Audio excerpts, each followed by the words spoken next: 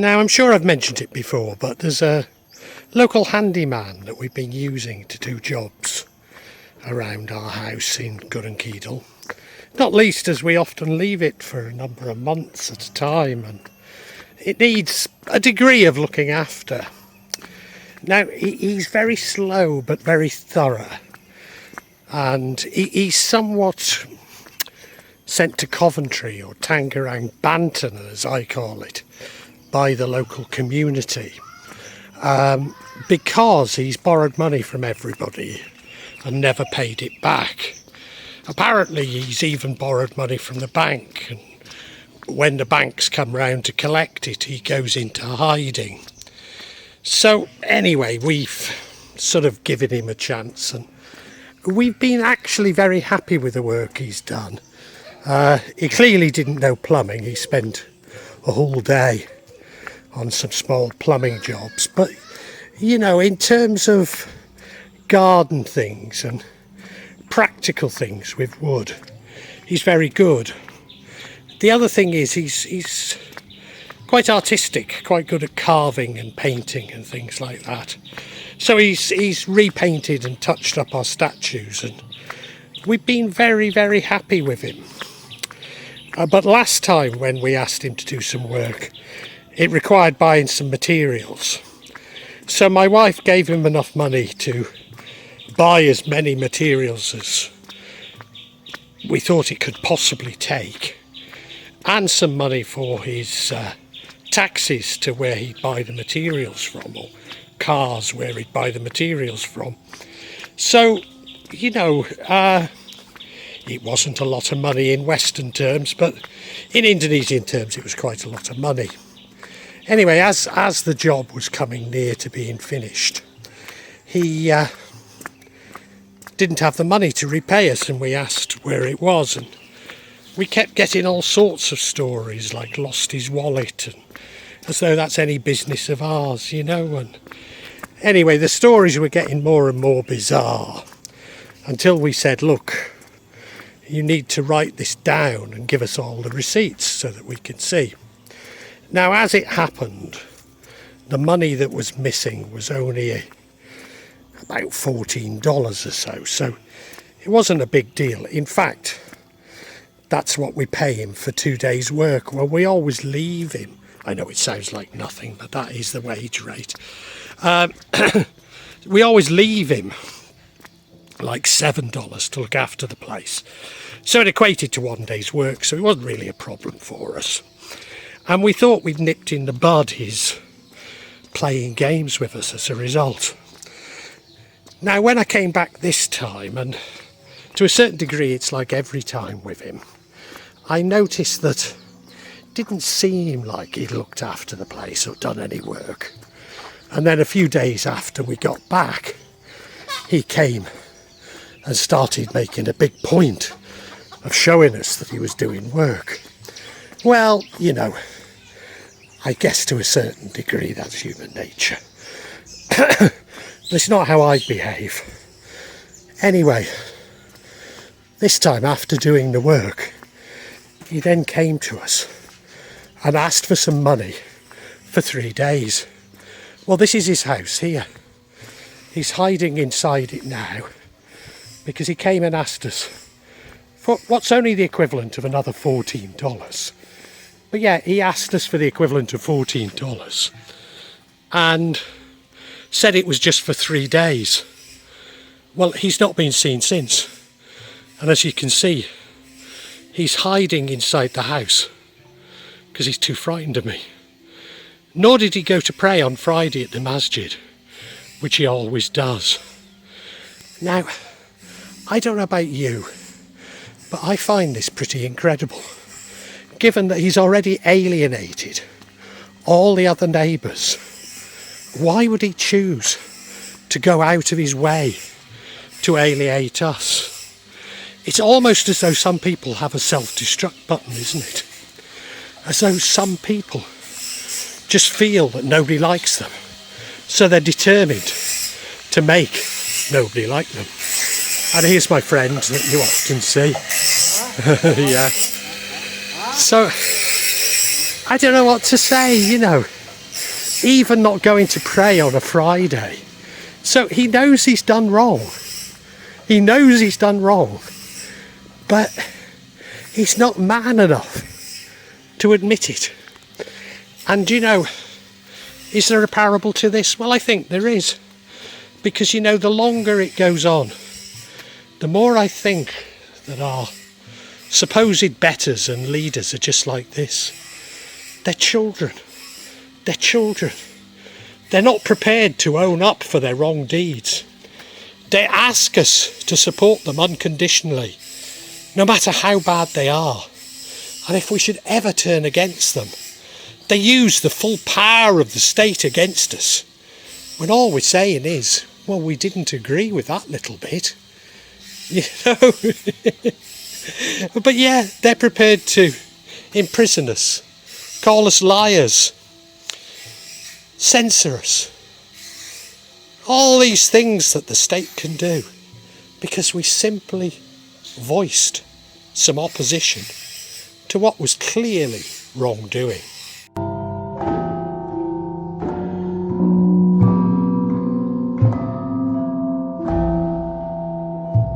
And I'm sure this handyman and what I've said about our leaders, there's a really strong parallel here. And that is, they see others in terms of either they're for me or against me.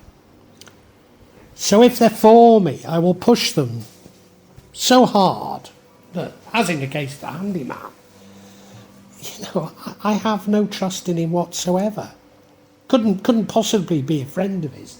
I might use him for work again, I'm not saying that. But I'm going to treat him like the child that he is. I mean, you could see it. I walked past his house. He must have known I was there. And he wouldn't come out. I mean, I'm not going to harm him. Am I that frightening? Maybe I am. Maybe I am. But, it's like this with politicians. They expect us to support everything they do. I was a major supporter of New Labour. But when they went to war with Iraq, it was like, what? There's something very wrong here. And, there's all these attempts to turn us into tribes. During a health crisis, we were either concerned about humanity and protecting our fellow citizens, or we were sea theorists, and now the truth is coming out.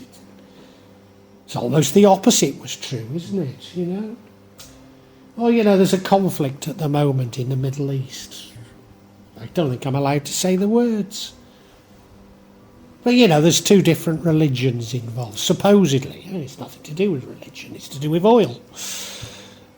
But anyway, supposedly there's two religions involved. And we're being goaded into tribes, as though we have to take sides. When blatantly both sides are wrong. Both sides have done wrong things, but one side seems determined to completely annihilate the other, doesn't it? And, I think it's the same with all wars. We're goaded to take sides, but whose interest does war ever serve? What is this national security we're told of that means that there are certain things that should be kept from the public, should not be widely known? What is it? What is it? What is this national security? Because I can't see it myself. All I can see is naked self-interest on behalf of our rulers and those in positions of power. I can't see how war ever helps the common people. And, this is what I'm talking about. And yet they keep trying to get us to take sides, I'm not against this man who's taken my money. I feel sorry for him, God damn it. stuck in his house, too frightened to even go and worship in the masjid on a Friday, because he knows he swindled me, And he must have done it because he probably owes the bank and they've threatened him, so he's taken the money from me to pay off the bank. The bank's at fault in that, isn't it? Let's face it. But yeah, it's all so terribly, terribly childish.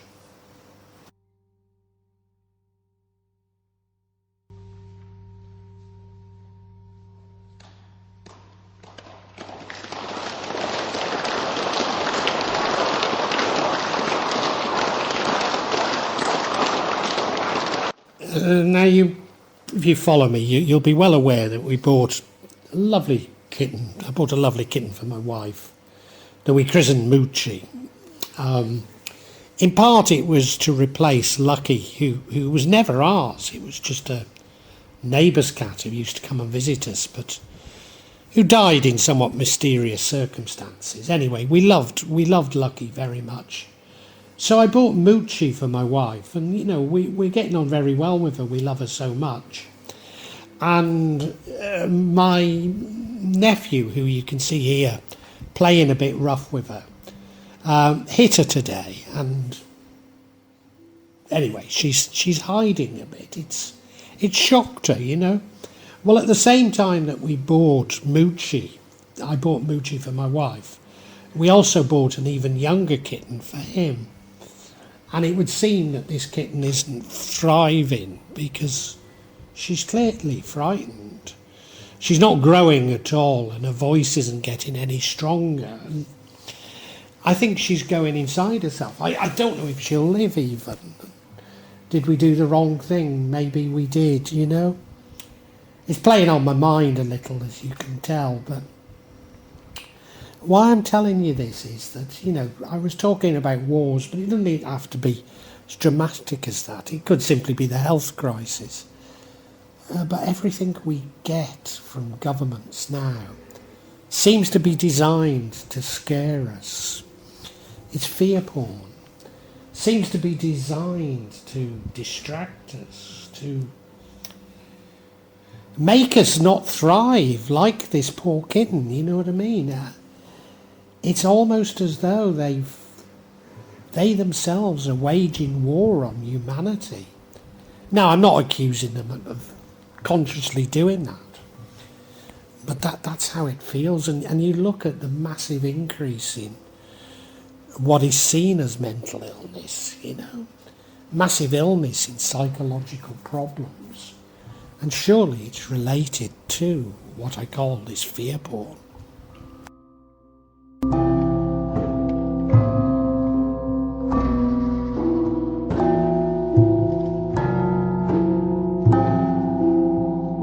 Now, this same day as I was recording this, just after my nephew had hit Moochie, our cat, or kitten, I could hear him and another boy playing in what we call a gazebo.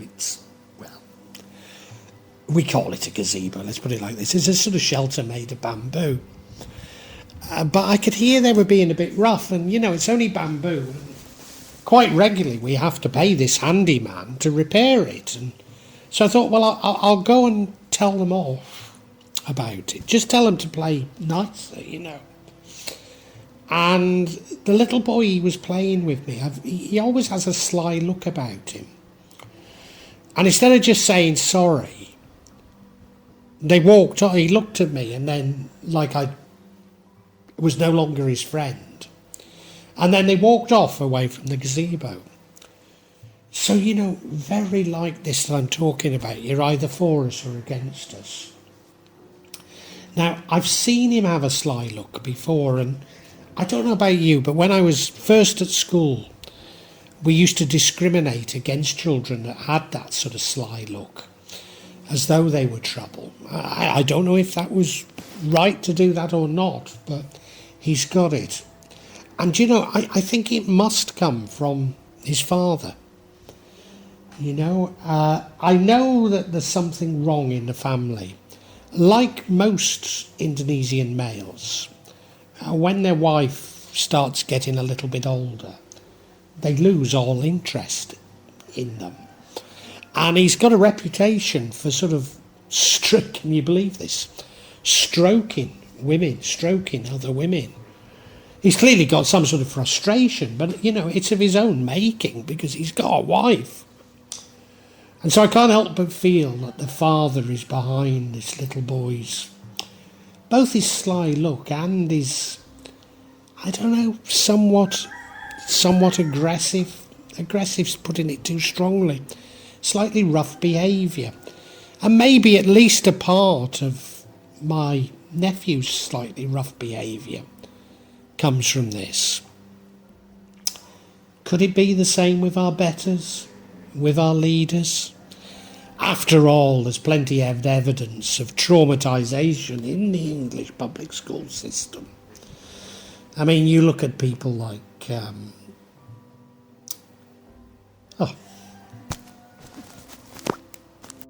Alistair Crowley, and he talks of how brutalised he was at public school, Are our leaders and those people we call our betters actually just people that have been brutalised by society? People that we should have much more compassion for? Certainly shouldn't have put them in positions of power, but, people that we should care for a little bit more, recognise their damage. And could war and warmongering, this tribalism that seems to be foisted upon us, and indeed this fear porn, not be a reflection of just how brutalised our leaders are?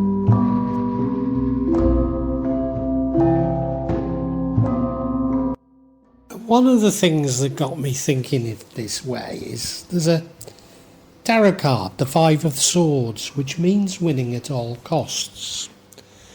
And you look at this particular rendering and it's like, well, they've been playing. And he's not only won, but he's taken their swords from them. And it looks like he's hit them on their backsides with the sword. And they're wandering off going, well, if you're going to be like that, we're not going to play anymore. And it reminded me of when I was at what we call primary school in England, my first school. And there were children like that. They'd make up their own games. But the games were always rigged so that they'd win. And in the end, we got used to it. We got fed up of losing our sweets, our dinner money, whatever it was they were taking from us. And in the end, we simply stopped playing with them. Just as the local residents have stopped playing or talking with our handyman. And, I used to feel sorry for these kids, but as soon as you tried to make friends with them again, they turn on you. It's like they never learned the lesson. And not only do I believe that these are the very sort of people that we now have in positions of power, but also, isn't life one of these games they've made up so that they always win and we always lose? And as I say, I'm sure they've been brutalised, and I do feel sorry for them. I'm not, I don't have a black heart at all. I do have compassion. But I think that time has come now for some of us to lead. Some of us who are brave enough, strong enough to lead. I've no idea how.